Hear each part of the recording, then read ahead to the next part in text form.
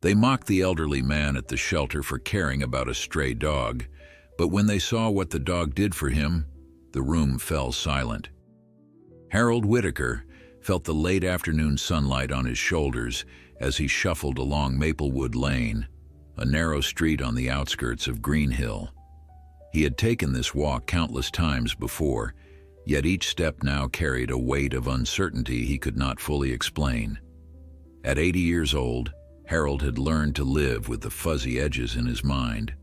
The doctors called it Alzheimer's. He called it confusing. Still, something about this evening felt different, as if the air itself held a small secret.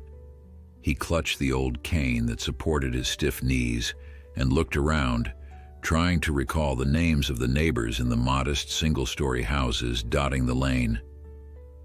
The memories hovered just out of reach, like elusive fireflies in the summer dusk. A sudden rustling behind a row of hedges made him pause. He squinted, expecting to see a stray cat darting across the sidewalk. Instead, he heard a faint whine, followed by the distinct sound of soft paws on gravel. His heart quickened. He glanced down, unsure if he should keep walking or investigate. Curiosity won out, and he ventured closer to the hedge. There, half hidden in overgrown grass, stood a German shepherd with a dusty coat and trembling legs. The dog's ears perked up and it whimpered again as if hoping for kindness.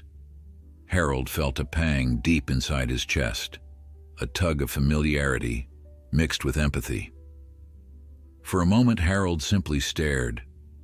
His wife Eileen had adored dogs, especially bigger breeds like German shepherds, but she had passed away 10 years ago. The memory of her gentle smile floated to him in fleeting fragments. He extended a trembling hand toward the dog, which lowered its head but did not back away. Slowly, Harold moved aside a broken branch, clearing a path so the frightened creature could come forward. Despite its obvious exhaustion, the dog took a tentative step toward him. Harold noticed a ragged piece of rope trailing from its neck, the frayed end suggesting it might have escaped from somewhere, or perhaps someone had abandoned it. He swallowed hard, sadness and concern mingling in his chest. "Hey there, fella," he said, voice catching in his throat. He reached out, and the dog sniffed his hand, then gently brushed its cold nose against Harold's fingertips.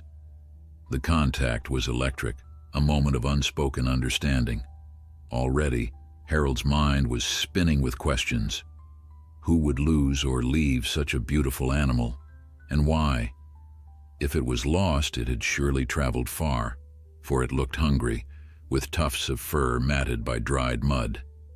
The dog lifted its head, revealing keen, intelligent eyes that glinted with a mix of fear and relief. Harold glanced around. No one else seemed to notice what was happening on Maplewood Lane, and the sun was dipping lower by the minute. He was tired himself. His arthritic joints throbbed, and the familiar haze in his mind warned him that confusion might creep in if he didn't get home soon. Still, he couldn't just leave this poor dog behind. "Come on," he coaxed softly, motioning for the animal to follow. He didn't think about how Eileen might have scolded him if she were still around, telling him not to take on more than he could handle. In that instant, he simply felt sure this dog needed him. Slowly, they walked side by side down Maplewood Lane. The dog limped on its front left paw, occasionally looking up at Harold with a quiet gratitude that tugged on the man's heart. As they reached Harold's small white house at the end of the street, he paused to fish his keys from his jacket pocket. He fumbled, dropping them once before he managed to slide them into the lock. When the front door opened, the comforting scent of old books and lavender air freshener wafted out. The interior lights glowed dimly against walls filled with framed photos, snapshots of Harold and Eileen's 30-year marriage, mementos of better times. The German shepherd stepped inside cautiously, nose lifted to sniff the hallway floor. Harold shut the door and set his cane against the wall. He could feel his pulse thrumming. Something about having this dog here made him feel simultaneously anxious and alive. How would he care for such an animal?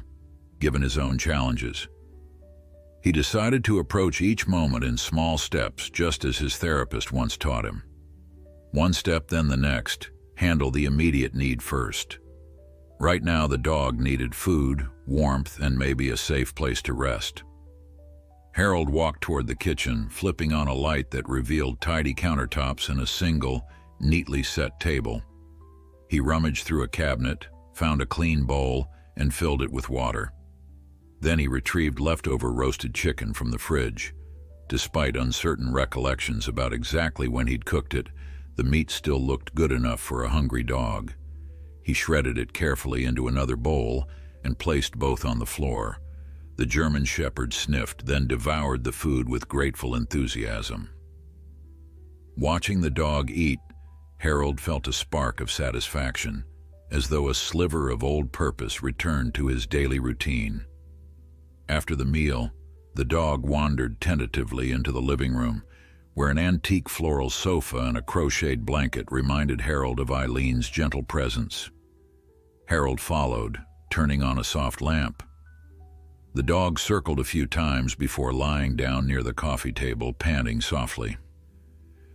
Harold lowered himself onto the sofa, wincing at the twinge in his hip. He studied the animal, noticing a faint scar along its shoulder and an unmistakable weariness that could only come from a hard journey.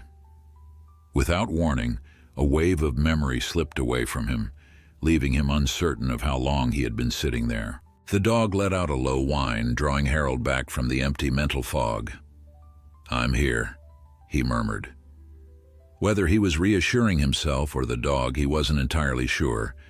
He kept blinking, as though hoping to banish any confusion. He remembered learning from Eileen that dogs were sensitive to human emotions. Perhaps the shepherd sensed Harold's struggle. Its ears twitched, and it regarded him with quiet sympathy. How remarkable, Harold thought, that a creature in need could also comfort him in return. Time drifted as Harold sat with the dog. Eventually, he forced himself up from the couch and found an old blanket in a closet. He spread it out on the floor. The dog stood, stepped onto the soft fabric, and curled up as though it belonged there. "We'll figure this out tomorrow," Harold said softly. He felt a flare of determination. Maybe he'd call the local shelter, or see if any of the neighbors recognized the dog. First, though, he had to hold on to this plan in his mind, not let it slip away during the night. He turned off the lights, except for a single lamp in the hallway, and slowly made his way to his bedroom. His reflection in the mirror startled him. A tired old man, hair thinning and face etched with lines of time. Yet beneath that, he sensed a glimmer of excitement, a piece of himself awakened by the presence of this loyal visitor. In bed, Harold stared at the ceiling, half-formed memories swirling in the darkness. He pressed one hand to his temple, hoping the next day wouldn't wash away the new sense of purpose he'd found. Sometime after midnight, Harold woke to the sound of soft whimpering. He slid out of bed, his joints protesting, and made his way to the living room. The German Shepherd paced near the front door, tail wagging in slow, anxious arcs. Perhaps it needed to go outside. Harold carefully let the dog out into the fenced backyard, watching as it sniffed the perimeter and gazed at the sky. For reasons Harold couldn't articulate, he felt a swelling tenderness for this lost soul. The moonlight revealed streaks of mud and grime in its fur. No identification tags hung from its tattered collar. The mysteries surrounding the shepherd seemed as deep as Harold's own memory gaps. While the dog circled the yard, Harold breathed in the crisp night air, trying to steady his thoughts. He knew tomorrow might bring challenges. He could forget the phone number for the shelter or struggle to recall other steps. But he'd face that in the morning. For the first time in a long while, he wasn't dreading the next day. He found himself almost excited by the thought of helping this animal. Maybe in turn it would help him hold on to something real, something grounding in the shifting sands of his mind. Returning inside, Harold caught a glimpse of the dusty family photo on the side table. A picture of him and Eileen in their younger days, her arm linked through his. A faint trace of her voice drifted through his memory, telling him he was always braver than he believed. Exhausted yet determined, Harold locked the door, guided the shepherd back to its makeshift bed, and whispered, "We'll find your home, and maybe I'll remember mine." Then, with a final pat on the dog's side, he switched off the hallway lamp. In the quiet darkness, two souls in need of solace drifted into uncertain dreams, forging an unspoken bond that would soon lead them to a revelation neither could have imagined. The next morning arrived with timid sunlight peeking through Harold's bedroom curtains. He stirred, blinked at the clock, and forced himself upright. For a moment, the events of the previous evening hovered at the fringes of his mind, blurred by the usual fog. Then he remembered the German shepherd sleeping on a blanket in his living room. Grasping his cane, Harold walked slowly down the hall. At first he panicked, seeing only an empty blanket. But a soft movement in the kitchen caught his eye. There stood the dog, tail wagging, investigating the cabinet as if it had discovered a treasure trove. A faint smile tugged at Harold's face. He whispered a greeting, half expecting the dog to bolt, but the animal approached with cautious confidence, muzzle extended in welcome. Harold found an old mixing bowl and filled it with tap water. The dog drank eagerly, lapping with a vigor that suggested it had gone without proper hydration for longer than Harold cared to imagine. He gazed at the shepherd, noticing the subtle trembling in its legs and the tired droop of its ears. A protective urge stirred in Harold's chest. He rummaged through the pantry, retrieving slices of bread and leftover chicken from the previous night's meal. While he prepared the makeshift breakfast, a flicker of confusion made him pause. He struggled to recall whether he'd put the chicken away in the fridge or left it out. Exhaling slowly, he pushed the uncertainty aside. "Here you go," he murmured, placing the food on a plate near the dog's paws. While the dog wolfed down breakfast, Harold returned to the living room, determined to find a piece of mail or a community bulletin with the shelter's phone number. He usually kept such notes pinned on a corkboard by the window. But when he lifted his eyes to the board, the clutter of receipts, old grocery lists, and faded postcards overwhelmed him. Each slip of paper seemed out of place, each scribble from an unfamiliar handwriting, his own. A dull panic crept in. He knew he had once possessed a flyer for the local animal shelter, but could not remember its color or date. Outside, birds chirped as the morning sun brightened. Harold inhaled, trying to ground himself. One thing at a time. He would manage somehow. Deciding to step outside for clarity, Harold led the German shepherd onto the small front porch. The dog moved tentatively, but with visible relief to be in open air. At the far end of the street, Mrs. Campbell, a longtime neighbor, was walking her tiny terrier. She spotted Harold and waved. Mustering a polite smile, Harold lifted his hand in return. Perhaps she would know something about this stray dog. Then again, he was reluctant to shout personal concerns across the street. With the dog at his side, he tried to recall Mrs. Campbell's first name, but it slipped away.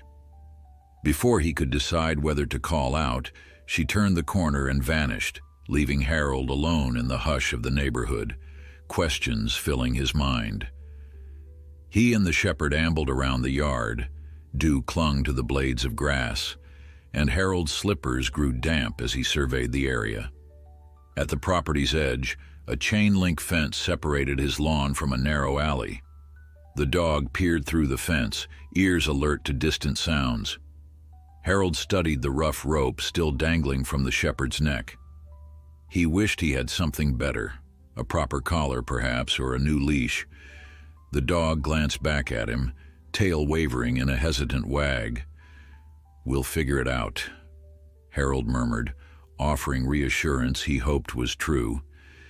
Even with his memory faltering, Harold felt a stirring sense of conviction. This animal trusted him, and that trust anchored him in the present, at least for now. Returning indoors, Harold checked the telephone on his kitchen wall, mindful that he often forgot important numbers. He found a yellowed address book on a nearby shelf and flipped through its pages. Most entries were from decades past, many for relatives and friends who were gone or moved. At last he found something labeled "Shelter," scribbled in Eileen's handwriting. Gently tracing the faded ink, he dialed the number. It rang several times before a polite voice answered. Harold swallowed hard. "Good morning," he began shakily. "I found a German shepherd wandering. It seems lost." The woman on the other end asked for details, and Harold did his best to provide them, though he faltered when she requested his address. That crucial snippet danced just beyond his grasp. "Sir?" the voice repeated gently. "Is everything all right?" Harold flushed, gripping the receiver tighter. Summoning his concentration, he managed to recite his house number and street name, piece by precarious piece. Relief washed through him when the woman promised to send someone later that day to check on the dog and scan for a microchip. After he hung up, Harold realized his hands were trembling. The dog rested its head against his leg, as if sensing the turmoil. "It's all right," Harold whispered, though he wasn't sure if the words were meant for the shepherd or himself. Each new challenge felt like a test. Could he still navigate daily life, or would the haze eventually claim everything he once knew? For now, at least, they had a plan. He fixed a simple lunch of soup and crackers, making sure to share a portion of plain chicken with the dog. Occasionally, he glanced at the clock, anticipating the shelter's arrival. Minutes seemed to stretch into hours. His mind meandered in circles, drifting from memories of Eileen to scattered images of a childhood dog he'd once owned, though the details slipped away if he tried to concentrate too hard. The German shepherd remained close, occasionally dozing by Harold's feet. It was a quiet companionship, a presence that grounded him whenever panic edged in. He found himself talking to the dog about Eileen, about the house they'd built, and about the confusion that clouded his days. The shepherd listened, ears flicking as though it understood every word. By mid-afternoon, a white van pulled up to Harold's driveway. Two shelter employees, a young man and an older woman, stepped out. Harold opened the door, his cane tapping the floor, and the shepherd stirred nervously at the sight of strangers. The older woman introduced herself as Miriam and knelt to let the dog sniff her hand. She spoke in soft, reassuring tones, then passed a handheld scanner over the shepherd's shoulder, sides, and neck. Harold watched, breath catching when the device remained silent. No microchip. The younger man studied the rope collar. "Doesn't look like a proper leash," he said, shaking his head sadly. Miriam agreed but offered a hopeful smile. "We can post a notice. Perhaps an owner will come forward." Her gaze shifted toward Harold. Before Miriam could say more, the shepherd pressed its body against Harold's leg, as if refusing to leave. Harold's heart contracted with emotion he hadn't felt in years. The employees exchanged a knowing glance. Usually a found dog would be taken to the shelter, but something about the shepherd's devotion gave them pause. "We can keep him here with me," Harold ventured, voice unsteady but determined. "For now, at least." Miriam's eyes warmed with approval. She explained how the dog could remain under Harold's care as a foster, giving them time to advertise locally. If no one claimed the shepherd, Harold would have the option to adopt. "We'll give you supplies and check on him," she promised. Harold nodded, strangely relieved. He was no longer alone. That afternoon, after the shelter employees departed, Harold carefully set the supplies they had left, kibble, a proper collar, and a leash on his kitchen counter. The German shepherd watched from a short distance, ears perked with mild curiosity. Harold fumbled with the collar, his hands shaking a little. He recalled how Eileen used to slip a collar onto their old family dog with a smooth efficiency he could never match. Though the memory of exactly when that had been floated hazily in his mind, the sensation of love and routine lingered with comforting warmth. After a few attempts, he managed to clasp the collar around the shepherd's neck. The dog gave a gentle shake as if testing this new accessory, then turned to Harold with a look that suggested approval. A tiny spark of accomplishment lit Harold's chest. They spent the rest of the day settling into a tentative rhythm. Each time Harold moved to a different room, the shepherd followed. If Harold paused to peer at a photograph or to rub his forehead in confusion, the dog sat beside him, offering silent companionship. He named the shepherd Rusty, a name that surfaced in his foggy memory, though he couldn't quite recall its origin. Maybe it had belonged to a friend's dog long ago, or perhaps it was just the first word that felt right. Either way, Rusty seemed to respond to it, lifting his head at the sound and giving a soft wag of his tail. Later, Harold decided to take Rusty on a short walk around the block to test out the new leash and let the dog sniff beyond the yard. He struggled to remember exactly where he usually strolled, so he let muscle memory guide him. Clutching his cane in one hand and the leash in the other, Harold ventured into the late afternoon light. The air felt pleasantly mild, and the hush of the neighborhood gave him a sense of calm. Rusty trotted alongside, occasionally pulling ahead to investigate a tree or lamppost, but always glancing back as if to ensure Harold was keeping up. They passed a small playground, deserted at this hour, and Harold paused at the chain-link fence watching the empty swings. He felt a pang of sorrow that he couldn't name, but Rusty nudged his leg, breaking that spell of melancholy. When they returned home, Harold realized he was more exhausted than expected. He sank into his living room armchair, noticing how the day's events had drained his energy, but strangely lifted his spirits. Rusty flopped down at his feet, resting his muzzle on Harold's shoe. For a while, neither moved. Shadows stretched across the carpet, and the ticking of an old clock on the mantel grew louder in the stillness. Harold reflected that despite the day's small challenges, the thought of having Rusty around soothed him in a way no medication or memory exercise ever had. A faint knock on the front door startled both Harold and Rusty. Rising slowly, Harold opened it to find his next-door neighbor, Deanna, standing on the porch. In her mid-50s, with a warm smile, Deanna occasionally checked in on Harold at the request of his distant relatives. She carried a covered dish that smelled strongly of baked lasagna. "I heard there was a dog," she said by way of greeting, grinning when Rusty appeared in the doorway, sniffing curiously. "Thought I'd bring you dinner, too." Harold stepped aside, letting Deanna enter. She set the dish on the kitchen counter and washed her hands before turning to Rusty with an outstretched palm. "You're a handsome fella," she crooned. Rusty edged closer, then allowed himself to be petted. Deanna glanced at Harold. "You doing all right?" She didn't mention his Alzheimer's directly, but the question encompassed that concern. Harold nodded. "Better than usual," he admitted, gesturing to Rusty. He's good company." Deanna smiled, relief evident in her eyes. She told Harold to call if he needed anything, gave Rusty a final pat, and departed. That evening, Harold's mind felt clearer than it had in weeks. He heated the lasagna and shared bits of it with Rusty, though he also scooped kibble into the dog's bowl to ensure a proper meal. Afterward, as the two settled in the living room, Harold switched on an old radio, finding a station that played gentle tunes from decades past. The music floated around them, filling the space that had long been silent. Rusty curled beside the sofa, ears flicking occasionally when the distant strains of a saxophone or violin caught his attention. Harold found himself humming, half remembering lyrics.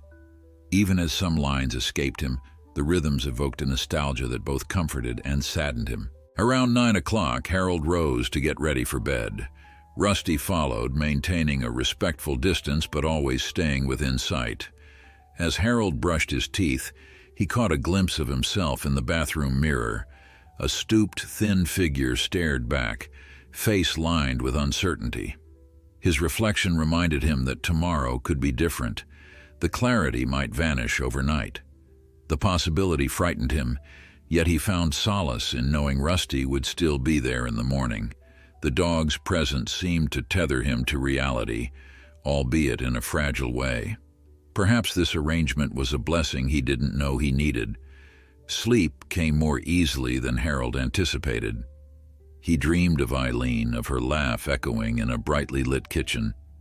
Then, in the dream, she morphed into a shadowy figure calling from down a long hallway. Harold tried to run but couldn't move his legs. He woke in a slight panic, heart thudding in his chest. Weak moonlight streamed through the curtains. Rusty stood at the bedroom doorway, panting quietly. Seeing the dog's silhouette grounded Harold again. He urged Rusty to come closer, and the shepherd padded into the room, settling near the foot of the bed. By sunrise, Harold felt more confident about his new role as a foster caretaker. He decided to contact the shelter again for advice on training. He recalled the phone number only because he had written it down on a bright yellow sticky note the day before and stuck it to his bedside table. This small success of remembering buoyed him. After breakfast, he made the call. Miriam answered, cheerful as ever, and explained they could lend him resources and possibly arrange for a volunteer trainer to swing by. Harold thanked her, the conversation restoring a sense of purpose. Mid-morning arrived with a knock on the door. A tall, athletic woman in her 30s introduced herself as Paige, one of the shelter's volunteer dog trainers. She entered with a warm smile and gave Rusty a treat before even speaking to Harold, immediately winning the dog's trust. We can work on basic commands, Paige suggested, and also watch for signs of any trauma he might have experienced. German shepherds are resilient, but they feel deeply. Harold nodded. He glanced down at his cane, hoping it wouldn't hinder the training session. Paige assured him they would keep things low-key. They went out to the backyard, where Paige demonstrated how to guide Rusty gently through sit, stay, and come. Harold attempted each command, and though he stumbled with the leash, Rusty picked up on the instructions quickly. The shepherd's alert nature became evident as he listened, ears flicking at each spoken word. When Harold managed to get Rusty to sit on his first verbal cue, he felt a surge of pride. Paige smiled approvingly, praising the dog while also encouraging Harold that it was a good start. Paige stayed for nearly 2 hours, covering strategies for feeding schedules, exercise routines, and ways to help Rusty adapt to a calmer home environment after what might have been a chaotic past. She reminded Harold that the dog's well-being was tied to his own. "You're a team," she said, patting Rusty's head. "He'll rely on you for stability, and in return, he'll give you loyalty and companionship." Harold's eyes misted, that profound truth cutting through his usual mental haze. After Paige left, Harold lingered in the backyard with Rusty, replaying the commands they had practiced. The warmth of the sun and the gentle nuzzle of Rusty's muzzle when he complied made the moments glow. Harold found himself laughing softly when Rusty performed a near-perfect sit. He rewarded the dog with a small treat, feeling gratitude flood him. It was no small thing to laugh like this, not after months of anxiety and forgotten details. He remembered how, in the early days after his diagnosis, he had wondered if he could find joy again. Now this newly forged connection was offering something precious. By late afternoon, Harold realized he had not felt the usual dread that came with late-day confusion. Instead, he felt an odd hopefulness. He decided to walk with Rusty toward the park a few blocks away. Leaning on his cane, he navigated the sidewalks while Rusty moved with a calm attentiveness beside him. The short trek took them to a small green space dotted with benches and flower beds. A fountain bubbled in the center, attracting a few birds. Harold settled onto a bench and let the gentle breeze brush his face. He tried to store every detail in his mind: the crisp smell of mowed grass, the afternoon light on Rusty's fur, the peaceful hush of the fountain. They drew the notice of a passerby, a middle-aged man named Bernard, who recognized Harold from the times Eileen used to volunteer at the public library. "Is that your dog?" Bernard asked, nodding toward Rusty. The question made Harold pause. He realized he wasn't sure how to answer. Rusty was technically under his foster care, but it certainly felt like the dog belonged here by his side. After a slight hesitation, Harold smiled. "Yes," he replied softly, deciding it was true enough for now. Bernard patted Rusty's head and chatted briefly about how he and his kids often visited the library when Eileen was around. The mention of Eileen made Harold's eyes dampen, but he managed to hold on to the memory. As the sun dipped lower, Harold returned home, noticing his fatigue, but also the contentment in his chest. Inside, he got Rusty situated for the evening and checked the phone messages. One was from Miriam at the shelter, saying they'd put up lost dog notices online. No leads yet. Harold exhaled, unsure if he felt relief or concern. If an owner did surface, would that mean giving Rusty up? The very thought stirred an ache he couldn't quite name.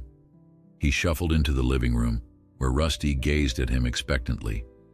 Softly, Harold sank onto the sofa, letting the dog rest its chin on his knee. In that quiet moment, he felt connected to the world again. The day had been a tapestry of small triumphs, recalling phone numbers, practicing commands, feeling emotions he thought were lost forever. Sitting there, he closed his eyes, focusing on Rusty's warm presence. If every day could be like this, maybe he could manage his condition better than he feared. Maybe they could share whatever time remained in a partnership as unexpected as it was comforting. Harold awoke to pale sunlight filtering through the curtains, a gentle reminder that morning had come again. Though the previous day's details blurred at the edges, he felt a lingering warmth as soon as his gaze fell on Rusty, curled up near the bedroom door. The sight sent a small current of relief through him. He sat up carefully, pressing one hand against his hip for balance before sliding his feet to the floor. His slippers waited close by, and he slipped them on with deliberate movements. The day began with its usual uncertainty, but the presence of a steadfast companion made everything feel just a bit more manageable. He found himself humming tunelessly as he navigated the hallway to the kitchen, his cane tapping lightly on the wooden floor. Rusty, fully alert now, padded behind him, tail swishing in easy arcs. Harold reached for the tea kettle, turned on the stove, and focused hard on recalling which cabinet contained the tea bags. Eventually, he opened the correct one, retrieving an old tin labeled Earl Grey. The process of preparing tea felt strangely triumphant, a small victory against the daily fog. He measured water, set out a mug, and arranged a small bowl for Rusty's breakfast. While the kettle heated, Harold searched the cupboard for the box of kibble the shelter had provided. He poured a modest amount into Rusty's dish and added a bit of cooked chicken left over from last night's meal. Rusty devoured the food with wagging approval, casting occasional glances at Harold. The elderly man wondered if dogs recognized gratitude in human faces. He liked to believe they did. He gently patted Rusty's flank and smiled. Sometimes the simplest routines offered the greatest comfort. Harold set his cup of tea on the kitchen table, where the morning light cast a soft glow across the faded tablecloth. Through the window, he noticed a few neighbors stepping out to collect their mail or water their flowers. Beyond them, an unfamiliar car cruised slowly down Maplewood Lane, as if the driver was looking for a particular address. Harold frowned slightly, the shape of a thought slipping from his mind before he could grasp it.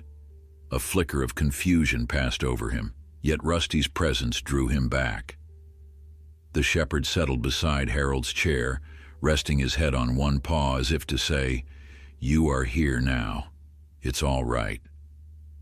After finishing breakfast, Harold felt a sudden urge to stroll again, this time to the small library Eileen had once loved. Perhaps a new environment would spark fresh memories.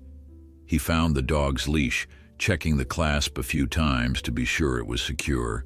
Then, stepping onto his front porch, he inhaled the crisp air. Rusty stood at his side, ears alert to passing sounds.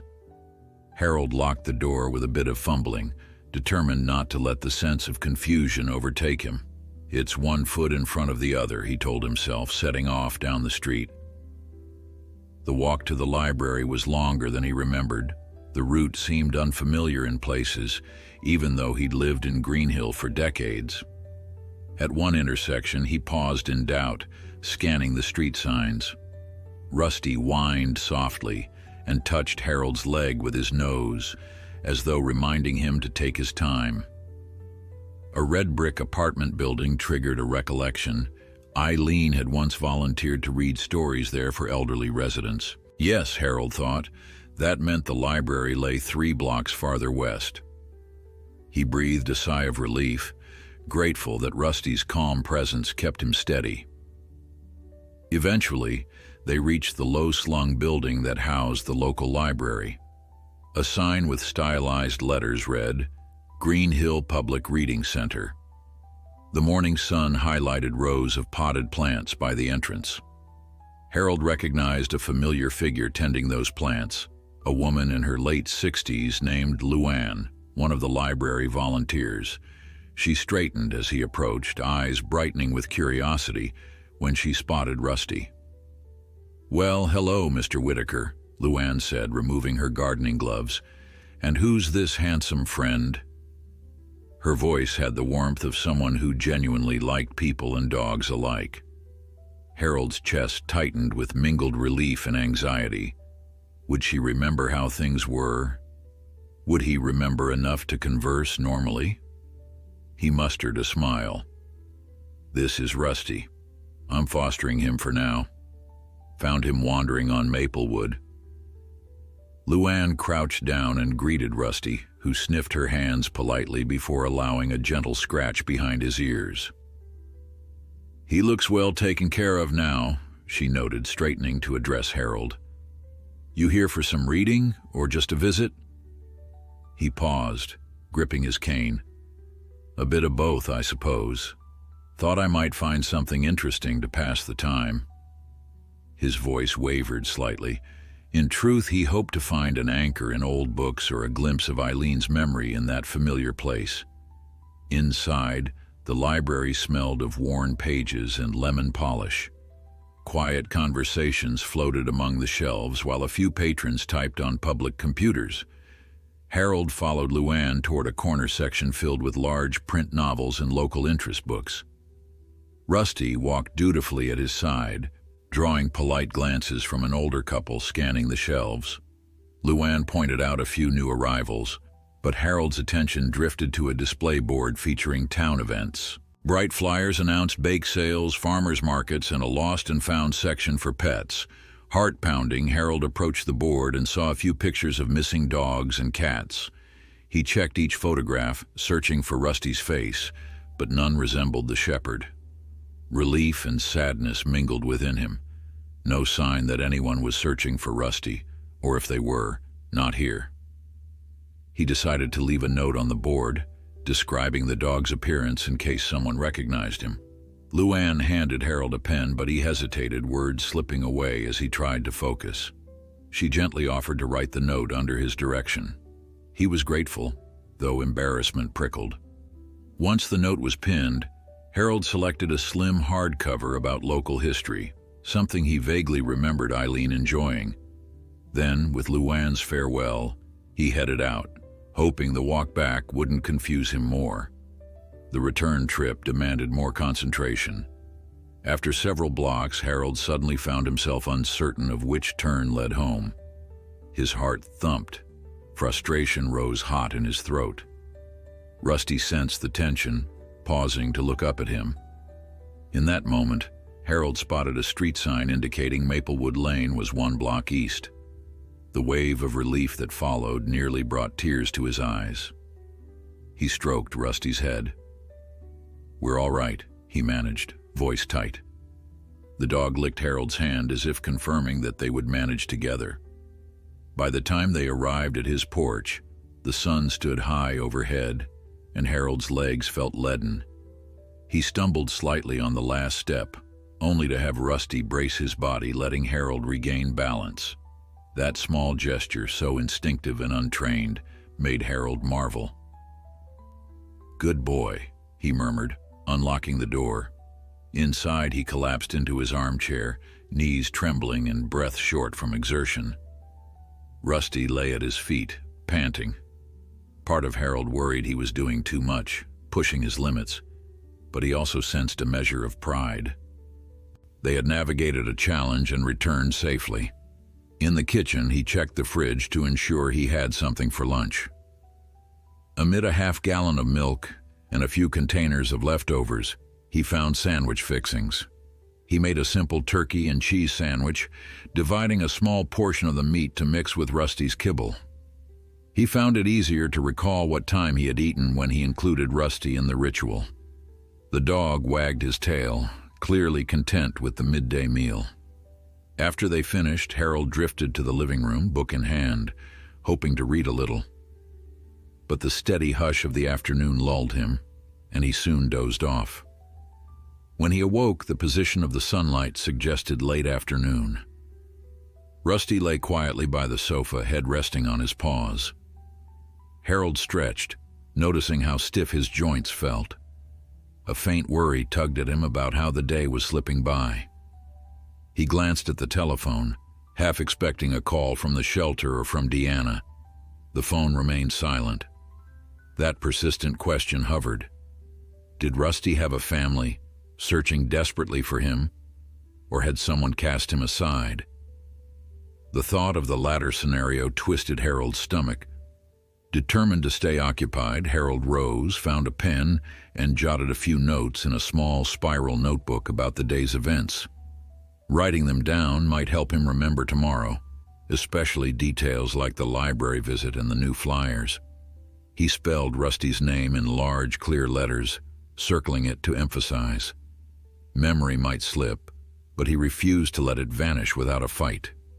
Each word he scribbled onto the page anchored him a little more firmly. Dusk arrived with a flare of orange and pink across the sky. Harold stared out the window, noting how the day's lingering warmth ebbed into a gentle coolness. He switched on a floor lamp, deciding it was time for an evening walk, just a short one around the block, enough to calm any restlessness. Rusty perked up at the jingle of the leash, tail thumping softly against the sofa. Outside, the neighborhood felt quieter than usual. Porch lights flickered on, and the distant hum of a television droned through an open window. Harold slowly circled the block, leaning on his cane, scanning for anything that might jog his memory of the day's events. Rusty, ever patient, trotted along. By the time they returned, darkness had settled in. The reflection of street lamps glimmered on the sidewalk. Harold exhaled, pushing open the front door. He turned on the living room light, setting the leash aside. Rusty shook, then let out a gentle yawn.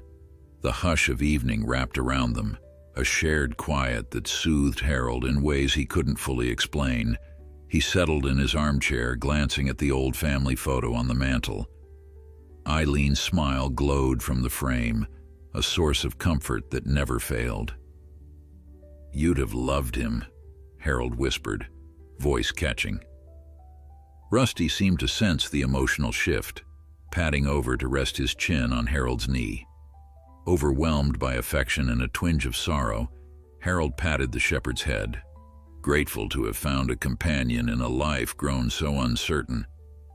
Harold woke the next day with his thoughts in a slight tangle, trying to recall what he'd planned. Then he spotted Rusty, curled near the doorway, and felt the familiar spark of relief. The simple fact that the shepherd was still there gave him a direction for the morning. He checked his bedside table. The little spiral notebook lay where he'd left it, filled with fragments of yesterday's memories. One entry read, "Library, met Luann," while another said, Rusty, good boy. Harold smiled faintly, touched by how these quick notes kept him moored. He emerged from the bedroom and put on the kettle. Rusty followed at his heels, nails clicking softly. When the tea had steeped, Harold opened the window to let in the mild spring air. The sun hovered low in the sky, bathing the backyard in a gentle glow. A fresh breeze ruffled Rusty's ears as the dog rested his paws on the windowsill, gazing outside. For an instant, Harold saw a glint of longing in Rusty's eyes, and he felt a pang of worry that this loyal companion might belong elsewhere. Pushing that thought aside, Harold decided they'd practice the training exercises Paige had shown them. After breakfast, he attached the leash to Rusty's collar and led him into the backyard. Each sit and stay reminded Harold of what they'd accomplished in so little time. He offered quiet praise and the occasional dog biscuit. Rusty's tail wagged at each success, the swirl of motion as bright and encouraging as anything Harold had felt in years. Their partnership somehow replaced the emptiness that had haunted him for so long. Midway through the session, Harold heard the crunch of tires in his driveway. Pausing, he squinted toward the gate. Deanna, holding a grocery bag, waved hello. She looked cheerful, wearing a patterned blouse and practical sneakers. Harold unlatched the gate, letting her step through. Rusty padded forward to greet her, nose twitching for the scent of anything interesting in her bag.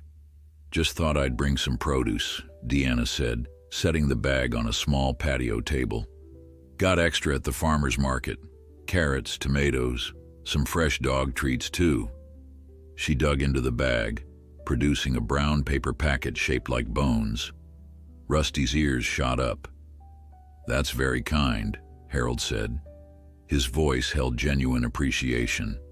He watched as Rusty carefully took a treat from Deanna's outstretched palm, chewing with obvious delight.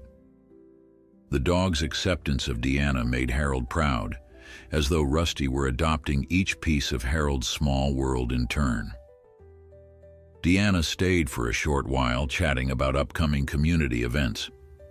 Harold listened, scribbling a quick note in his pocket notebook to remind himself about the weekend fair. She left with a promise to return soon, and Harold realized he felt lighter whenever she visited. The companionship of neighbors balanced the solitude he often faced. He retreated inside to store the groceries and rustle up lunch. He created a simple salad for himself, tossing lettuce, chopped tomato, and a bit of cheese, then gave Rusty a portion of the kibble from the shelter. The routine soothed him. He was growing used to preparing food for both of them, no longer alarmed by fleeting gaps in memory. Each time confusion threatened, Harold found something tangible to focus on: measuring Rusty's meal, pouring water, reciting a short phrase to keep his mind present. After lunch, Harold decided to organize a corner of the living room that had accumulated miscellaneous papers. Rusty lay down to watch, yawning occasionally as Harold sorted through envelopes and receipts. In the stack, he discovered a plain white letter with no return address. He furrowed his brow, trying to recall if he'd opened it yet. Slipping a finger under the flap, he carefully tore it open. Inside, he found a brief, typed message. "Harold, please call me. It's about your condition." There was a number, but no name. His throat tightened. He reread the words, searching for clues. The number was unfamiliar, and the note gave no explanation of who the sender might be. He tried to recall if any relative had promised to contact him, but the details wouldn't surface. A wave of frustration rippled through him. Rusty lifted his head, ears pricked at Harold's shifting mood. He set the letter aside, taking a moment to steady himself. Perhaps he would try calling the number later. Right now, he didn't have the energy to wrestle with unknown messages. Needing a break, Harold retrieved Rusty's leash and led him out the front door for an afternoon walk. The sun's warmth felt stronger now, and flowers in neighbors' gardens glowed in bright colors. Maplewood Lane was quiet as they strolled past well-kept lawns and shuttered windows.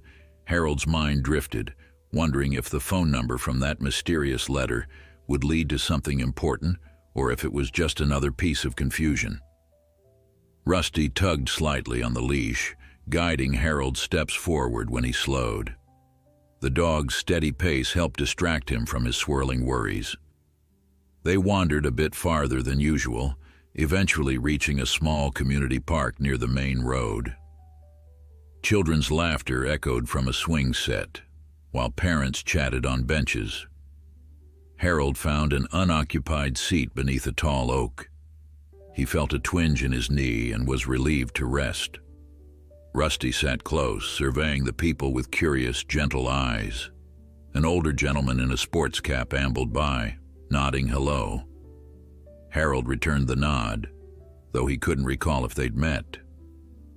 He soon noticed a child approaching, a girl of about 7 or 8 years old clutching a half-eaten sandwich. She paused a few steps away, eyeing Rusty with open fascination. "Hi," she said softly, glancing from Harold to the shepherd. "Can I pet your dog?" Harold smiled and nodded. "His name is Rusty. He's friendly." The girl eased forward, letting Rusty sniff her small hand. He stayed calm, tail making a subdued wagging motion. She giggled when Rusty licked her fingertips, then carefully patted his head. For a brief moment, Harold witnessed a reflection of the joy Eileen once displayed whenever she encountered a dog. His throat constricted with emotion. "He's really nice," the girl commented before hurrying back to her family. Harold exhaled, watching her join them for a picnic beneath some flowering trees. Feeling unexpectedly emotional, he placed a hand on Rusty's flank. Could it be that Rusty's gentle nature was not just luck, but some intangible trait that allowed him to help people feel safe? Harold wondered if that same trait might help him navigate his own uncertainty. Eventually, the warmth of the afternoon air and the hum of playful chatter lulled Harold into a soft doze. His head dipped, and for a few minutes, the park blurred into a peaceful haze. He awoke to Rusty nudging his arm and realized the sun had shifted. Shadows stretched across the grass and families were packing up. Harold struggled to recall how long they'd been there. Heart pounding, he forced himself to breathe. His watch read 4:30. That knowledge brought relief. He hadn't lost too much time. With effort, he stood, leaning on his cane. During the walk home, tension clung to his chest. Every intersection looked the same, but Rusty's calm presence spurred him onward. He remembered he lived at the far end of Maplewood, the final house. Step by step, they found their way. By the time Harold set foot on his porch, a bead of sweat dotted his brow. He unlocked the door, grateful no meltdown had overtaken him. Rusty wagged in subdued celebration, as if proud of his role in guiding Harold back. Inside, Harold sat down at the kitchen table, the letter from earlier still on his mind. He turned it over, checking for any postmark. Nothing, just his name typed in neat letters. Frowning, he set the letter aside again. Maybe tomorrow he'd feel braver about calling. Right now, the exertion of the day weighed heavily. He coaxed Rusty into a gentle game of fetch with a soft ball the shelter had given him. The dog bounded across the living room, making quick, graceful turns. The sight elicited a low chuckle from Harold, who marveled at how swiftly Rusty's mood could shift from gentle calm to playful exuberance. When dinner time arrived, Harold heated leftover rice and a can of vegetable soup. Rusty received his usual kibble portion, plus a small spoonful of soup mixed in. After their meal, Harold decided to read from the local history book he had borrowed. Settling in his armchair, he opened the hardcover. Rusty listened while Harold attempted to read passages aloud, facts about the founding of Greenhill, old photographs of early storefronts. He stumbled over certain words, losing his place occasionally, but the gentle discipline of reading out loud steadied him. Rusty's quiet attentiveness made Harold smile. Nightfall came softly, and Harold rose to switch on a lamp. He noticed Rusty yawning and recognized his own fatigue. Another day accomplished, he thought. Another day with a friend who bridged the lonely gap in his life. He rubbed the dog's ears and murmured, "You're a blessing, Rusty," then prepared for bed, making sure the back door was locked and the lights were off. He carried the letter with him to the bedroom, placing it on the bedside table next to his notebook. It glowed faintly under the lamp's light, an unanswered question he would face in the morning. At dawn, Harold stirred from a restless sleep, the echoes of a half-remembered dream already slipping from his mind. Light pressed through the curtains, and before opening his eyes fully, he listened for the gentle breath of the German shepherd nearby. A warm sense of relief found him when he heard the faint shuffle of paws on the bedroom floor. Sitting up, he scanned the nightstand for the letter that had troubled him the previous evening. He found it face down beneath his spiral notebook, that small piece of paper still brimming with unanswered questions. Meanwhile, Rusty approached, offering a soft nudge. Harold carefully lifted the letter, a slight tremor in his fingers, and reread the typed words, "Please call me. It's about your condition." The hush that settled over him was tinged with unease, yet he felt compelled to face the mystery. Clearing his throat, he grabbed the phone beside the bed, hoping that action would steady his resolve. Rusty waited, ears perked as though sensing that this moment held importance. Harold dialed the number, mindful not to misread any digits. Each ring on the other end made his stomach tighten. Finally, a woman answered in a tentative tone. "Hello?" she said, and Harold hesitated, forcing himself to speak. "I received your letter," he managed, grateful he'd recorded the phone number in his notebook. The woman introduced herself as Linda, then paused, as though weighing her next words. Harold's hand cramped around the receiver. He braced for unwelcome news about his finances or some dire update on his health. Instead, Linda explained she was a social worker specializing in elder care, attempting to reach him on behalf of a charitable organization. Someone in Harold's extended family had expressed concern about how he was managing alone. Her voice remained calm but earnest. Harold swallowed, glancing at Rusty for courage. He replied that he was fine, mentioning kind neighbors and the help from the local shelter for his new dog. Linda sounded curious about Rusty, asking gently if Harold felt safe caring for a large animal given his memory lapses. Harold bristled, sensing that unspoken doubt about his abilities. Yet he caught himself before impatience took over. Rusty's steady presence reminded him that care went both ways. "He's not a burden," Harold said, more firmly than he intended. "He's helped me in ways I can't even explain." A lengthy pause followed, as though Linda were typing notes. Eventually, Linda mentioned scheduling a home visit to ensure Harold had support. He felt torn between pride and the reality of his condition. But he recalled the fear he experienced each time confusion crept in. Each instance he struggled to find his own front door. Extra help might keep him and Rusty together under one roof. Weighing that notion, he agreed. Linda promised to call soon with details. Once the line went quiet, Harold set the phone aside, exhaling a tangle of relief and anxiety. Rusty padded closer, pressing his muzzle against Harold's knee, a silent pledge of loyalty. Harold repeated, "We're going to be okay," as if solidifying the idea. He rose, choosing to focus on small tasks, buttoning his shirt, finding his cane, combing the tufts of white hair that still clung to his scalp. By the time he reached the kitchen, the conversation with Linda felt distant enough to manage. A chorus of birds sang outside, drawing his attention to the morning sun that lit up the backyard. Rusty watched patiently as Harold made toast, boiled water for tea, and refilled the dog's water bowl. Each act of routine gave Harold a sense of control. Determined not to let uneasy thoughts fester, Harold decided to visit a dog-friendly cafe downtown, a place Deanna had once mentioned. Though he rarely ventured beyond Maplewood Lane, he felt Rusty deserved some exploration. With the shepherd's leash in one hand and his cane in the other, he locked the door behind him. The brisk air felt invigorating, and the sky stretched wide and blue above them. Rusty trotted beside him, tail raised in cheerful curiosity. Reaching downtown proved harder than Harold had anticipated. Twice he paused at intersections, uncertain which direction to follow. Yet Rusty's calm presence spurred him on.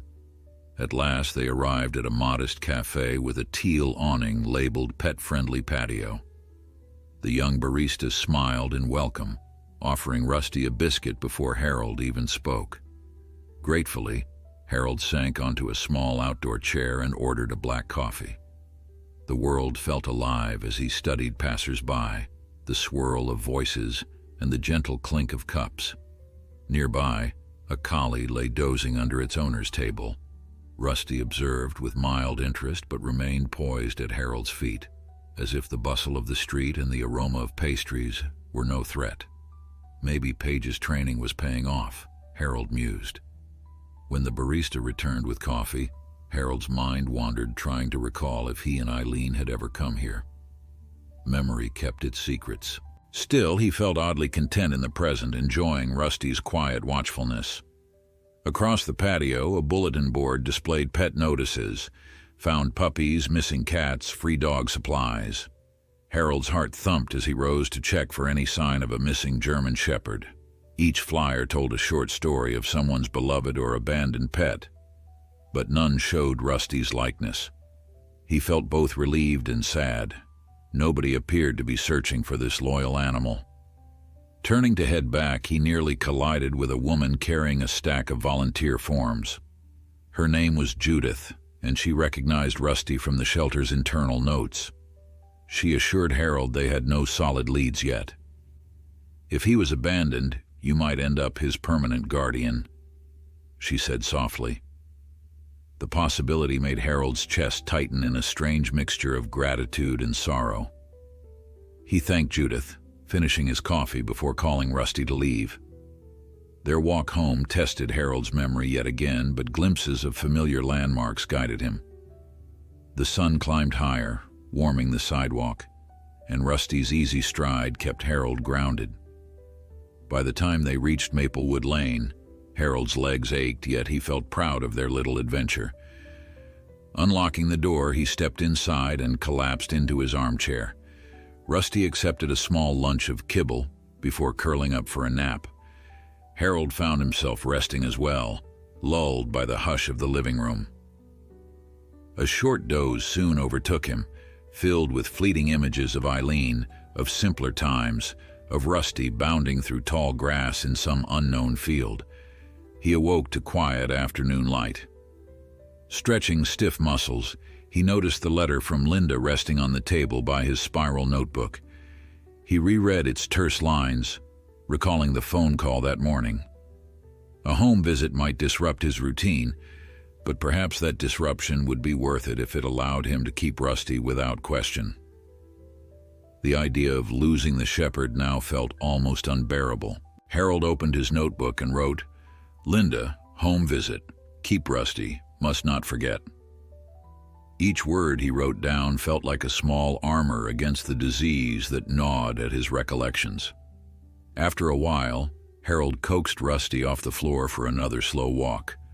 Just around the block, he told himself. No more than that. Together they ventured outdoors, sun-dappled sidewalks greeting them. Neighbors waved or nodded politely. One of them, Mr. Garcia, paused to chat about an upcoming block party. Harold noted the date, scribbling it down. Rusty sniffed at Mr. Garcia's shoes, tail wagging politely. It struck Harold again how Rusty's calm presence opened doors to conversation and contact he might otherwise avoid. By dusk, Harold found himself in a reflective mood, gazing at family photos on his mantel. He missed Eileen with a constant ache, but Rusty's arrival had softened the edges of loneliness.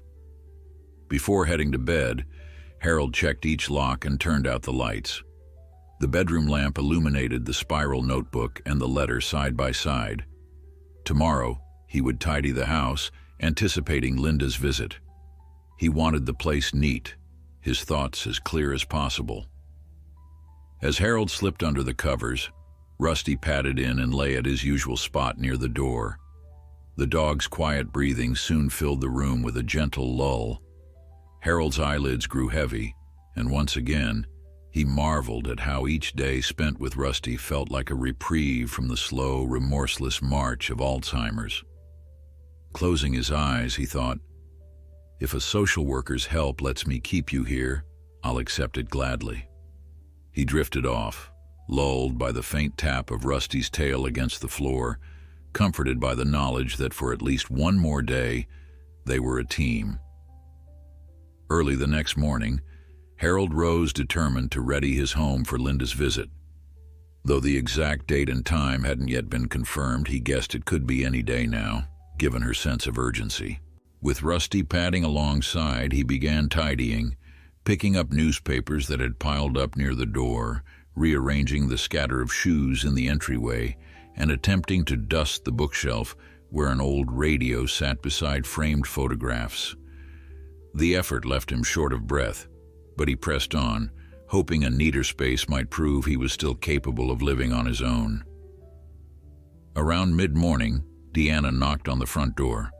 Harold let her in, relieved to see a friendly face. She carried her usual bright smile and a reusable grocery bag filled with produce. Noticing the slight tremor in Harold's hands, she quickly set the bag on the kitchen counter. "Doing a bit of spring cleaning?" she asked, eyes scanning the rearranged furniture. Harold nodded, leaning on his cane. "Social worker might visit soon. She wants to check on me. On Rusty, too." Deanna's expression softened. "That makes sense. I've heard they can be very supportive, helping folks stay independent longer." She crouched to give Rusty a warm greeting. "And how are you, handsome boy?"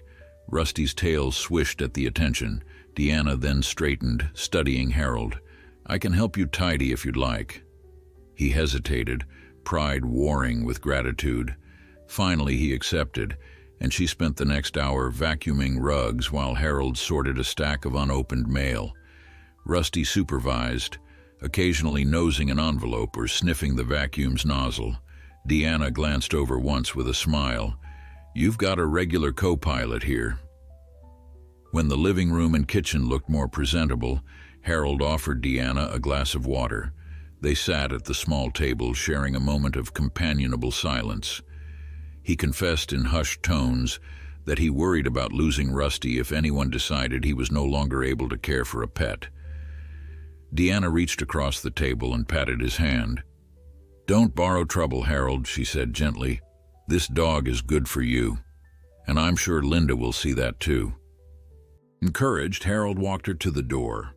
Before leaving, Deanna mentioned that Mr. Garcia across the street had asked about Rusty, wondering how the dog was adapting. Harold felt a glimmer of joy. Apparently, everyone on Maplewood Lane had taken an interest in this new arrival. That sense of community both surprised and comforted him.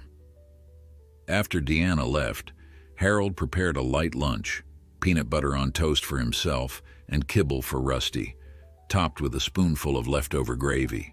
The day stretched ahead, so he decided to sit on the porch for a while. Rusty joined him, resting at his feet while Harold rocked in his old wicker chair. Neighborhood life moved at a languid pace, a mail carrier strolling from house to house, the hum of a lawnmower in the distance. Harold tried to memorize each detail, telling himself this was his life, here and now, shared with a canine friend who had somehow appeared just when he needed him most.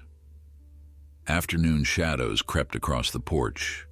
Harold fidgeted, thinking about Linda's impending visit. Would she pry into personal finances or ask complicated medical questions? The weight of uncertainty formed a lump in his throat. Rusty stood, nose twitching at a passing breeze. Spotting his leash coiled by the doorway, Harold realized a short walk might clear his head. With careful slowness, he stood, braced by his cane, and clipped the leash to Rusty's collar. They navigated the sidewalks of Maplewood Lane, turning down a side street that Harold rarely frequented. Rusty trotted contentedly, investigating lampposts and the edges of manicured lawns. At 1 yard, a large golden retriever behind a fence barked in greeting. Rusty paused, tail wagging in curiosity. Harold watched them exchange a few friendly barks before continuing onward. The mundane sounds of the neighborhood, a car engine, a garbage truck's distant rumble, felt reassuring in their familiarity. Up ahead, a teenage boy in a baseball cap knelt by the curb, fiddling with a bicycle chain. Harold slowed, noticing the boy's frustrated expression. "Chain slipped?" Harold asked, recalling the many times he'd fixed his old bike decades earlier. The teen nodded. His hands were smeared with grease. Without hesitation, Harold stepped closer, letting Rusty wait at a slight distance. Using a bit of muscle memory, Harold guided the chain back onto the gears. The boy watched intently, gratitude flooding his face when the wheel finally turned smoothly. "Thanks, mister," he said, wiping his hands on a rag. He eyed Rusty, then grinned. "Cool dog." Harold felt a swell of pride, as though the compliment were for him personally. He tapped his cane lightly. "We make a good team," he replied. The boy hopped on his bike, testing the pedals before riding off with a wave. Buoyed by the encounter, Harold decided to continue farther than planned, turning onto a tree-lined avenue that opened into a small park. He found a wooden bench beneath a sturdy oak, its trunk carved with the initials of local sweethearts over the years. Settling there, he let Rusty explore the nearby grass on leash's length, sniffing at scattered leaves. Though mild fatigue lapped at Harold, he was reluctant to head back just yet.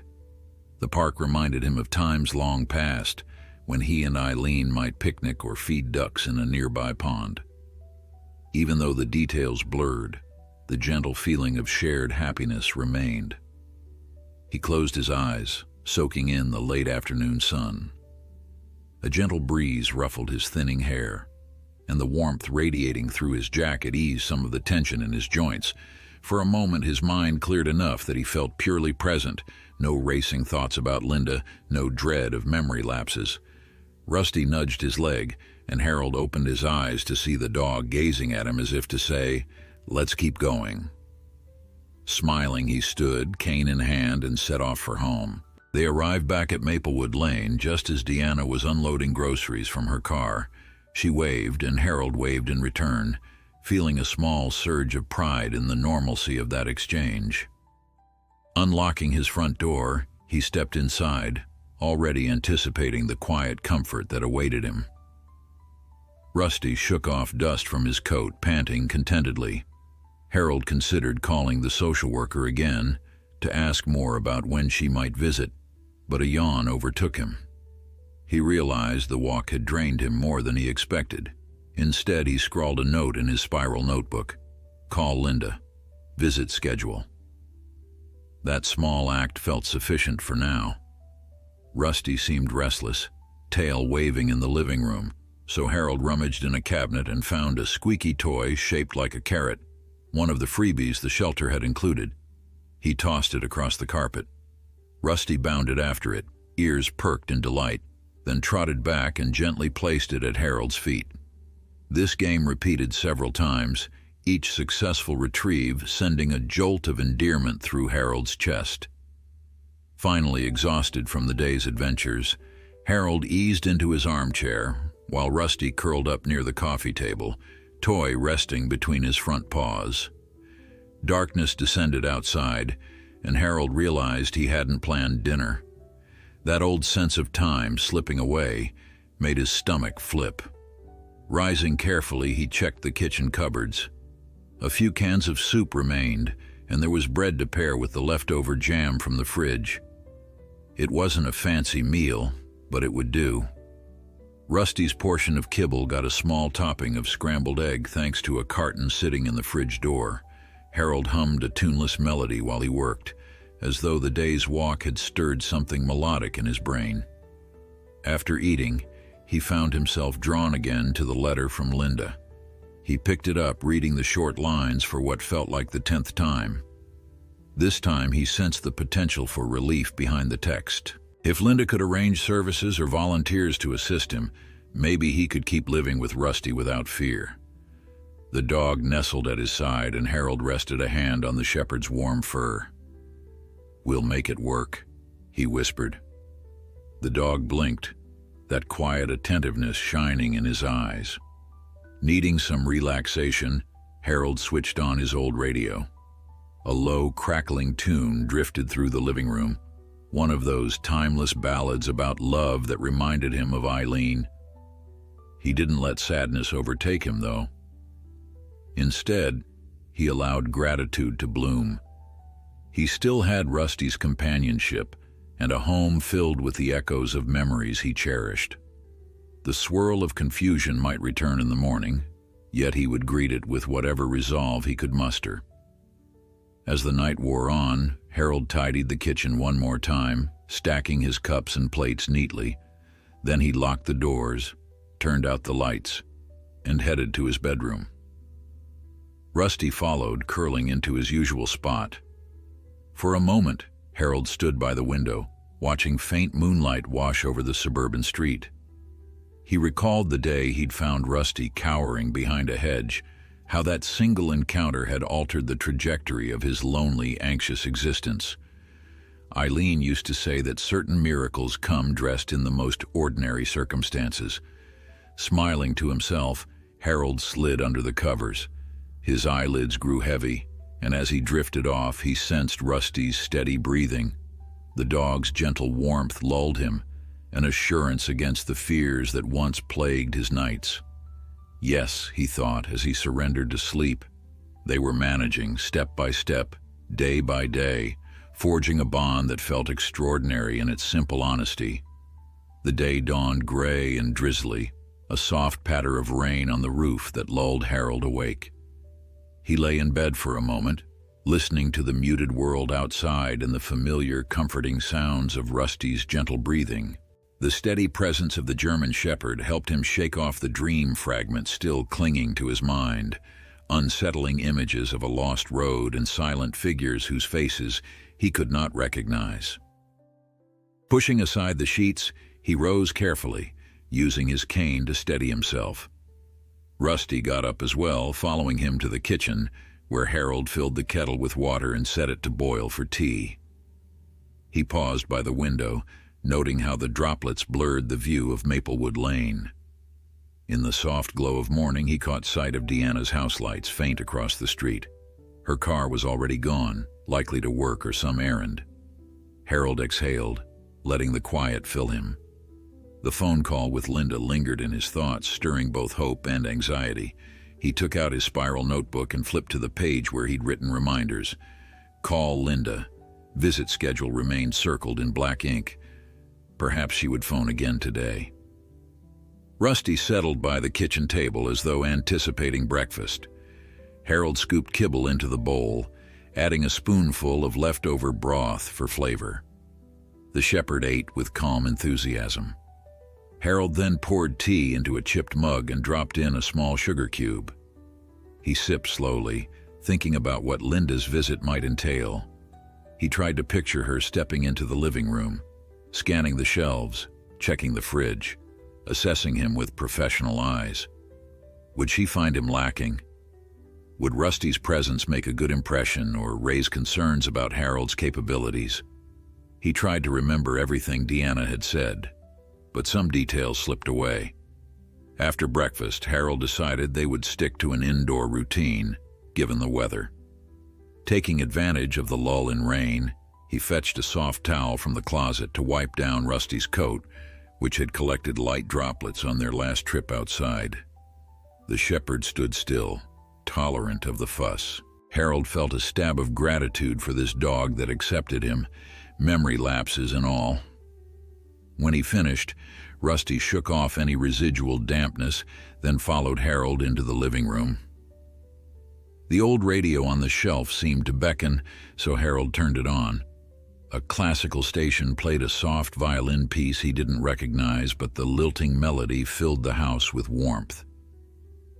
Midway through the morning, Harold was startled by the telephone's shrill ring. He braced his cane against the couch and reached for the receiver, heart fluttering. "Hello?" he managed. As if summoned by his thoughts, Linda's calm voice came through. She apologized for any short notice, but explained she could visit in about an hour, given her other commitments in the area. Harold swallowed, glancing at the clock. The small hand inched toward 10. He agreed, trying to sound steady. After he set the phone down, Rusty cocked his head, perhaps sensing Harold's sudden nerves. "Well, old friend," Harold murmured to the dog, "we'll have company soon." He glanced around the living room. Everything appeared reasonably neat from the recent cleaning spree, though a few books were stacked haphazardly near the armchair. He tidied them away as best he could, then moved to the kitchen to straighten the counters and rinse out his mug. Outside, the rain had slackened, leaving the neighborhood wrapped in a misty haze. Harold tapped his foot anxiously, the minutes seeming to drag. Finally, a knock at the door. He inhaled, steadied himself on his cane, and opened it. A woman in her early 40s stood there, smartly dressed in a light raincoat, her hair pinned back. She smiled politely, introducing herself as Linda. Her gaze flicked to Rusty, who stood beside Harold, tail wagging with polite curiosity. "You must be Rusty," Linda said gently, extending a hand for the dog to sniff. Rusty obliged, showing no sign of apprehension. Harold's chest loosened a little, relieved by the amicable greeting. Linda stepped inside, wiping her shoes on the doormat. Harold led her to the living room, offering the armchair. She thanked him, then withdrew a notepad and pen from her handbag. Harold eased onto the sofa, Rusty settling at his feet. An awkward hush passed as Linda glanced around, absorbing the atmosphere. Photographs of Eileen adorned one wall, and neat stacks of mail rested on a side table. The only disarray was Harold's spiral notebook, left open on the coffee table. Linda began with small talk, how the drive had been, the rainy weather. Harold answered courteously, though he couldn't shake the knot in his stomach. Eventually, she steered the conversation to his daily routine. She asked about cooking habits, how he managed bills, whether he had consistent help. Harold described Deanna's visits, Paige's volunteer training sessions, and the shelter's support. He did his best to convey that Rusty was not just a pet, but a partner who helped anchor his memory. Linda listened intently, scribbling notes. At one point, she asked how often Harold forgot crucial tasks like turning off the stove or locking the door. He hesitated, admitting that while such lapses happened, they were rare. Linda pressed gently, curious about any safety nets in place. Harold mentioned the neighborly check-ins and his own system of notes. Then, with a look that blended sympathy and practicality, Linda voiced the question Harold had feared. "If your Alzheimer's progresses, do you feel prepared for advanced care while also keeping Rusty?" Harold's pulse throbbed. He sought Rusty's calm gaze. The dog held his eyes, an unspoken reassurance. "I don't want to lose him," Harold said, voice quiet but firm. "He's done more for me than I can put into words. If you think I need help, I'll accept it. But please, let me keep him." Linda paused, her expression softening. She assured Harold that in most cases, a good companion animal was a benefit. "We just need to ensure you have a solid support plan," she said, tucking her pen behind her ear. "Sometimes that means scheduled home care visits, or a network of people who can step in if you're struggling. The goal is to keep you both safe." Relief flickered through Harold's chest. He explained he was willing to do whatever might be required, assign someone a spare key, maybe even arrange periodic check-ins from a professional caregiver. Linda nodded. She asked if she could walk through the house to evaluate for hazards. Harold agreed, feeling a mix of pride and anxiety. He shadowed Linda as she examined the kitchen stove, scanned the bathroom's grab bars, and made a note about the scatter rug that might pose a tripping risk. Rusty followed, sniffing corners as if double-checking Linda's observations. Concluding the brief tour, Linda sat down with Harold at the table and suggested a short written plan, phone numbers for neighbors, a schedule for meal preparation, and updates on medical appointments. Harold used his spiral notebook to document all of these. Linda mentioned she could also coordinate with a part-time nurse if needed, someone to drop by once a week just to confirm medications and check on overall well-being. The notion of a nurse pricked Harold's pride, but Rusty's presence emboldened him to remain open. "All right," he agreed. "If that keeps me and Rusty together, I'm willing." Linda's smile hinted at genuine relief. She reached down to give Rusty an affectionate scratch behind the ears. "He's a beautiful dog," she said. "Looks like he's in excellent shape. The shelter did well placing him in your care." Harold's throat felt tight with emotion.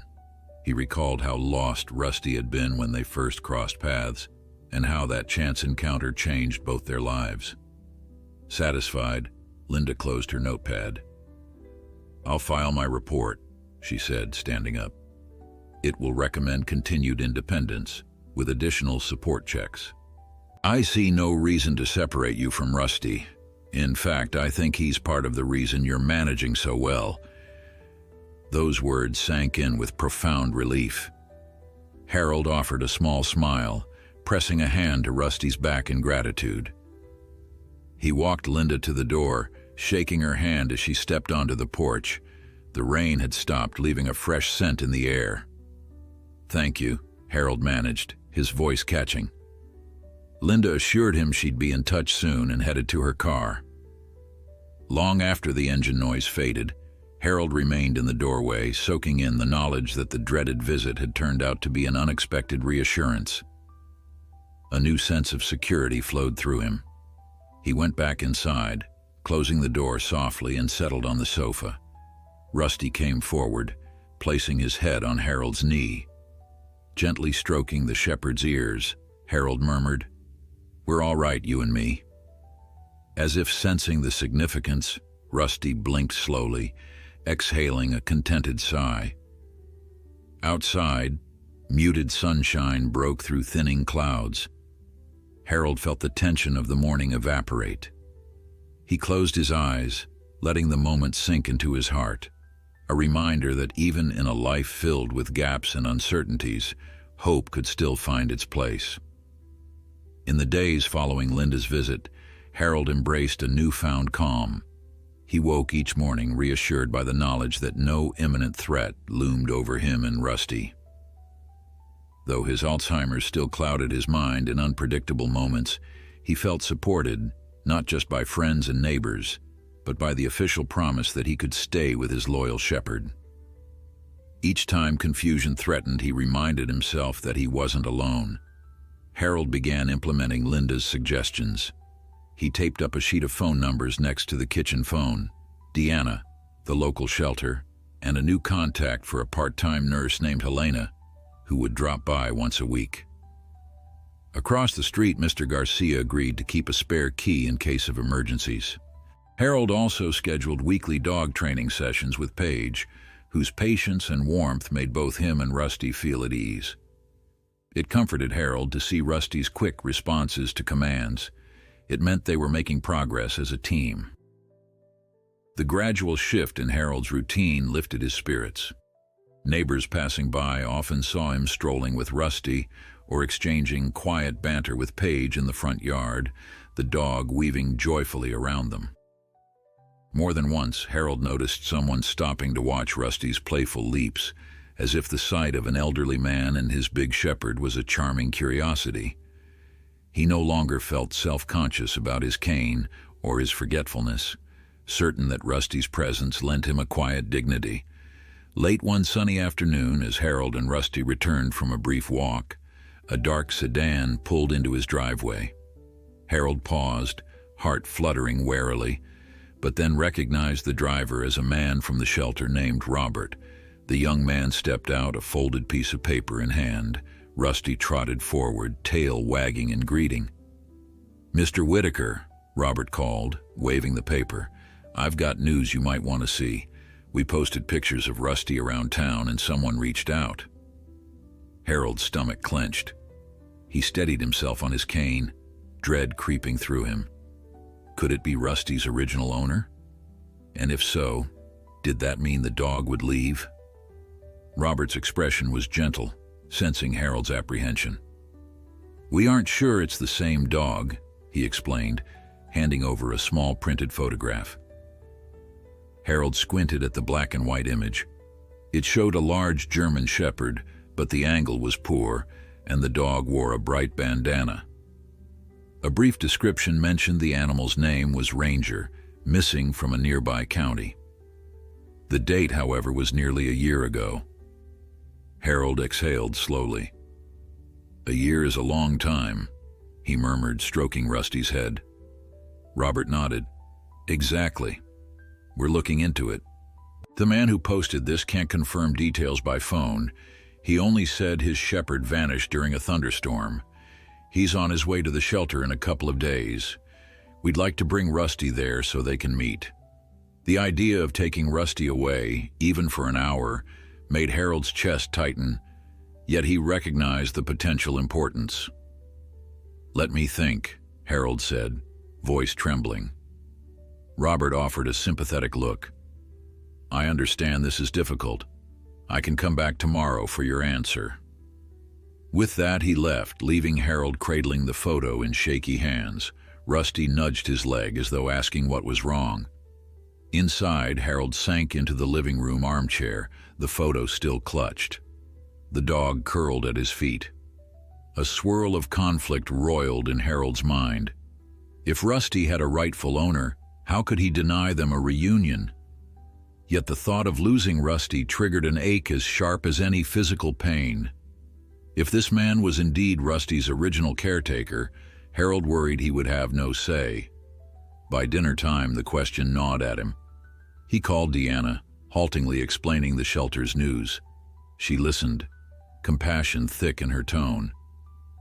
"You have to do what's fair for Rusty," she murmured, though it pained her as well. "If he was lost, maybe he's been waiting for this." That echoed Harold's own sense of duty. When he hung up, he stared at Rusty, who regarded him with trusting eyes. "We might need to find out who you used to be," Harold whispered. Sleep eluded him that night. He kept picturing some stranger entering the shelter, calling out a name that Rusty might recall. Would the dog light up with recognition, or would he remain loyal to Harold? The spiral notebook by his bedside bore anxious scrawls. Shelter, possible owner, and what if? He turned the lamp off, and in the darkness, he prayed for clarity or a sign, something to guide him without shattering his fragile world. The next morning, his decision took shape. He knew it was right to let the man see Rusty. If Rusty truly belonged elsewhere, Harold wouldn't stand in the way. After all, the dog's happiness was paramount. It took him hours to gather the courage, but eventually he called Robert. His voice quivered, but he confirmed he would bring Rusty to the shelter in 2 days, when the man was scheduled to arrive. After the conversation ended, Harold patted Rusty's neck and murmured, "Let's give it a chance." In the interim, Harold tried to keep a sense of normalcy. Paige visited for a training session, noticing his subdued mood. He confided in her, eyes misting with tears that embarrassed him. Paige didn't judge. She rubbed Rusty's ears, saying softly, "If Rusty was his, then it's natural to want him back. But if it's not the right match, the dog will show you." The reassurance offered a flicker of relief. Deanna dropped by with a small casserole, one of her comforting gestures. She coaxed Harold into a brief walk, saying fresh air would help. They circled the block slowly, Harold leaning on his cane, Deanna on his other side, and Rusty trotting peacefully. Birds sang in the early summer sun, and neighbors waved. For a moment, Harold allowed himself to enjoy the day, inhaling the sweet scent of blooming flowers. Yet a constant dread pounded in his chest. When the day finally came, Harold hardly slept the night before. He roused himself at dawn, deciding to wash and brush Rusty carefully, wanting him to look his best. The shepherd endured the grooming with stoic patience, occasionally placing a paw on Harold's knee as if to console him. Harold packed a small pouch of Rusty's treats and wrote the dog's name on the collar, tears slipping down his cheeks. Each time he blinked them away, his chest felt heavier. Late that morning, a knock on the door announced Robert's arrival. Harold swallowed, guiding Rusty outside. He placed the dog gently in the back of Robert's vehicle, ensuring the seat cover was comfortable. Rusty stared at Harold through the window, tail thumping uncertainly as if aware something serious was happening. Before shutting the door, Harold rested his hand on Rusty's muzzle. "Whatever happens," he whispered, "I'm grateful for you." They drove in a quiet caravan to the shelter. Harold followed in Deanna's car. She had insisted on offering moral support. The ride felt surreal, houses and trees passing in a haze. His stomach knotted tight. Deanna squeezed his hand once, eyes reflecting her own sorrow on his behalf. When they pulled into the shelter parking lot, Harold's heart hammered in his chest. He climbed out shakily, leaning on his cane. Robert opened his car's back door, and Rusty hopped down. The dog looked around, sniffing the air, likely recalling the smells of this place. Robert led them inside, down a short hallway past rows of kennels. Harold almost choked at the barking dogs, the echoing cacophony that jarred his nerves, but Rusty walked calmly, unwavering, as if his trust in Harold outshone any chaos. They reached a small room with a window. Inside stood a man in his 50s, a baseball cap pulled low, fingers twisting anxiously, his eyes lit with hope the moment he saw Rusty. "Ranger?" he breathed, stepping forward. Rusty paused, tail high, gaze sharp. Harold released the leash with trembling fingers, allowing the dog to approach. The man crouched, patting his thighs, calling "Ranger" repeatedly in a shaky voice, all eyes locked on Rusty. The shepherd studied the man, sniffed his outstretched hands, and wagged his tail once. Yet it wasn't the exuberant reunion Harold had dreaded. Rusty's ears tilted in uncertainty. He stepped back and looked to Harold, as though seeking guidance.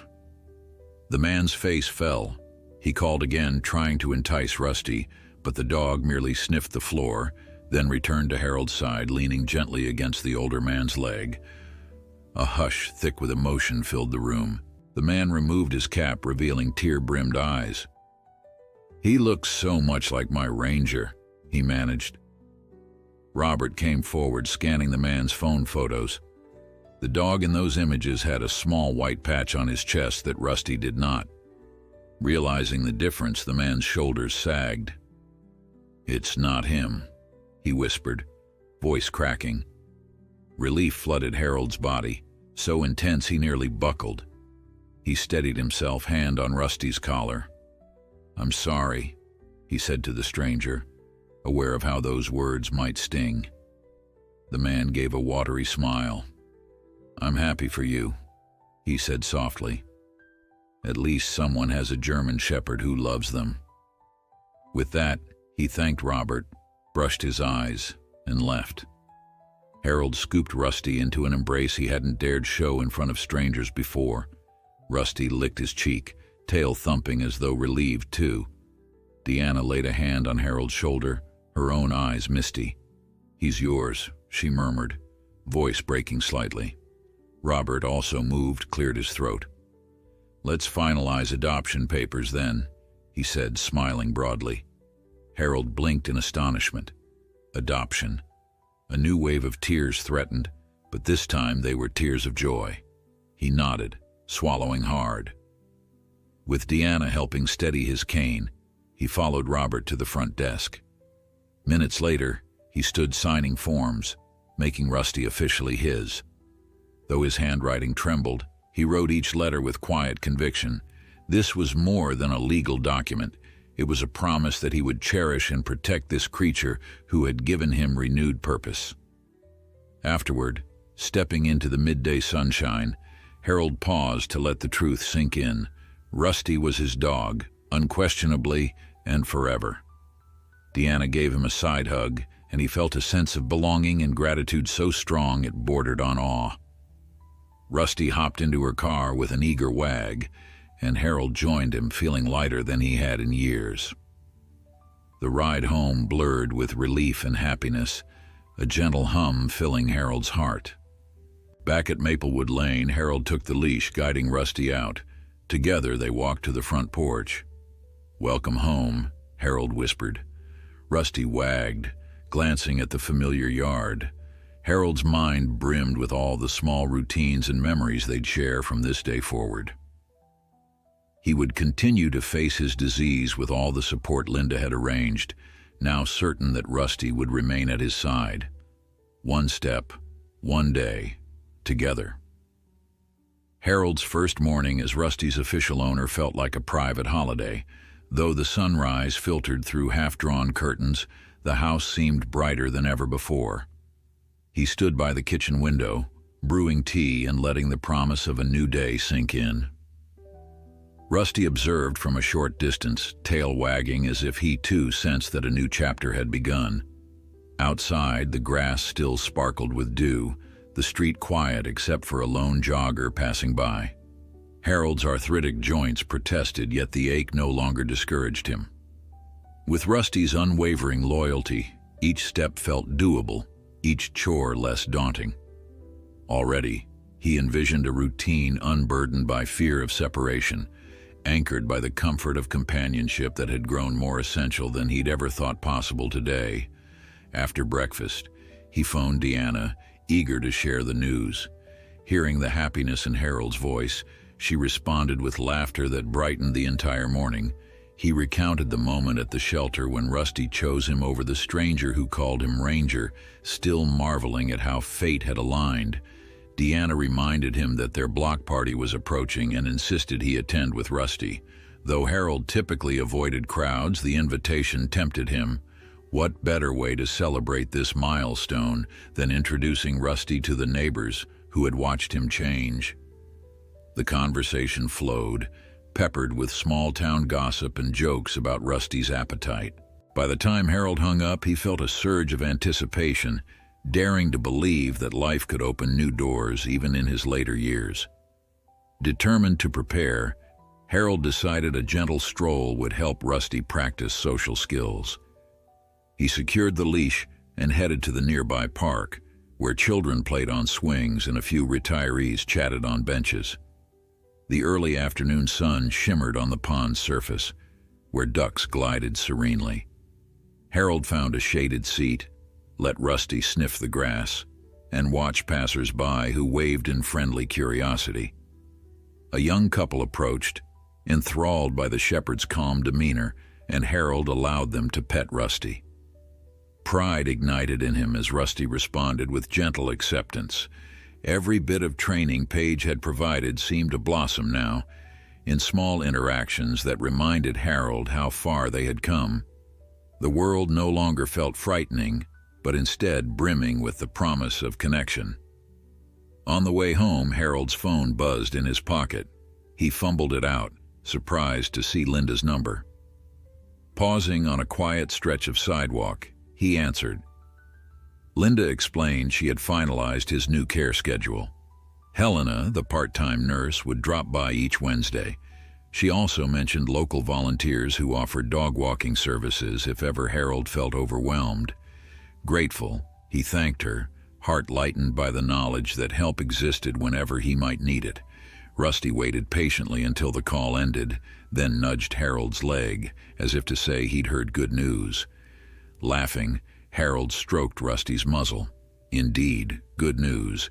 It felt like puzzle pieces snapping into place, forging a future where he and Rusty could thrive, no longer teetering on the brink of uncertainty and joy. By midweek, Helena arrived, a brisk yet warm-hearted nurse in her early 60s. She sported practical sneakers and carried a small medical bag. After greeting Rusty, she checked Harold's vitals with practiced efficiency, verifying blood pressure and medication usage. Harold found her manner comforting. She kept conversation light, asking after Rusty's well-being as much as Harold's. At the end of the visit, Helena prepared a weekly schedule to track everything from meals to dog walks, placing it on Harold's fridge. She offered tips on how to stay alert for disorientation, recommending mental exercises and short rest periods whenever confusion crept in. Harold appreciated her respectful tone, neither patronizing nor dismissive. Rusty, too, seemed to approve. He lay calmly at Helena's feet, as if granting his blessing on this new partnership quietly. Several days later, the block party arrived, turning Maplewood Lane into a lively stretch of music and chatter. Harold usually dreaded such gatherings, but now he felt almost excited. Folding tables lined the sidewalk, adorned with homemade pies, salads, and pitchers of lemonade. Children zigzagged around in a spirited game of tag, while neighbors traded stories beneath colorful banners. Deanna guided Harold to a seat near the main table, where Rusty promptly lay at his feet, enthralled by the bustle. Mr. Garcia offered a grilled hot dog, joking that it was safe from Rusty's jaws only if Harold kept a firm grip. Laughter rippled among them, and Harold's heart surged with gratitude. He introduced Rusty to curious onlookers, beaming each time they praised the shepherd's gentle charm and calm nature. Later, Harold and Rusty took a slow circuit around the block, soaking in the festive atmosphere. A small makeshift stage featured local musicians strumming guitars, their voices blending in harmony. Balloons bobbed in the breeze, reflecting in puddles left over from recent rains. Rusty's nose twitched at the aromas of grilled corn and sweet pastries, but he remained dutifully by Harold's side.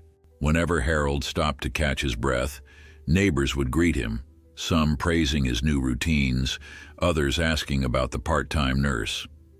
He felt no shame admitting he had help. In fact, the open conversation reminded him how caring the community could be. By the time dusk approached, lanterns glowed along the street, and Harold found himself dreading the end of this event that had brought so much joy. When the party finally wound down, Deanna helped Harold gather the leftovers he wanted to bring home. Rusty dozed at their feet, worn out from an afternoon of excitement. Harold's thoughts drifted to how far he'd come since that day he first discovered a lost German shepherd behind a hedge. Back then, he had been flailing in a haze of loneliness and confusion, uncertain if he could maintain independence. Yet each shared moment with Rusty had chipped away at that despair. In the hush of evening, as neighbors packed away tables and the last guitars quieted, Harold closed his eyes for a second. He whispered a silent thank you for the second chance he'd found. So many people had played a role, but Rusty remained his steadfast anchor, guiding him forward. In the weeks that followed, Helena's visits became routine, and Harold settled into a balanced schedule. Most mornings he and Rusty ventured outdoors, wandering as far as Harold's stamina allowed. Some days they visited the library, where Luann recommended new large-print books. Other days they ambled through the park, greeting familiar faces. Paige still dropped by with training tips, though Rusty often executed commands flawlessly. The dog had grown in confidence, yet never lost that gentle watchfulness that bound him to Harold's pace. Linda kept in touch too, phoning occasionally to confirm that all support services remained stable. Surrounded by this network of caring individuals, Harold's apprehensions receded. Rusty was no longer the lost shepherd behind the hedge, and Harold was no longer the isolated man in a silent house. One quiet evening, Harold sat on the porch, lulled by summer crickets and the soft glow of street lamps. He reflected on the moments shared since that fateful encounter, the gentle way Rusty guided him home whenever confusion loomed, the sense of purpose that reignited morning. His diagnosis remained, but it no longer defined him. Instead, he found himself defined by companionship, by the loyalty of a German shepherd who had been lost, then found, who now stood guard against Harold's hours. Gazing across Maplewood Lane, Harold felt Eileen's memory close, as if she too approved of this unspoken bond. Rusty settled beside him, head against Harold's knee, a confirmation of the life they had built. In that embrace of stillness, Harold finally understood. A second chance, embraced, was its own miracle.